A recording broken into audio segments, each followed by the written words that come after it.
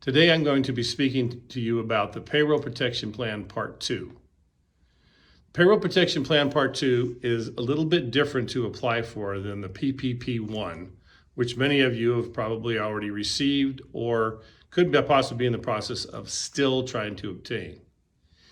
If you have used the Payroll Protection Plan Part 1 funds for the correct expenses, then you can apply for the PPP 2 if during one of the quarters between 2019 and 2020, when you compare the two, the financial statements. So if you've got January, February, and March, that's one quarter.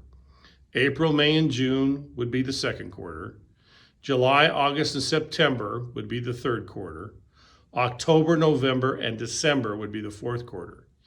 If you compare your 2019, for instance, your second quarter with that of your 2020 quarter, which again would be April, May, and June, and you see that you have reduced your income, your gross income has been reduced by 25%, then you should apply for the PPP 2, assuming you have been forgiven or at least used the income or the money that you receive for the qualified expenses. What the bank is going to have you do in the SBA is also have you send them a copy of the same things, the 940s, the 941s, all of the documents you need to do to show who your employees are. You have to have less than 300 employees to do this. So you still have to put together all that information and send it to them. And it takes quite a bit of time. Here at the firm, it took us probably a couple of weeks before we got everything put together for the bank. Then the bank sent it to the SBA, and the SBA is looking at it much harder than they did before. Before they just kind of sent the money through the bank.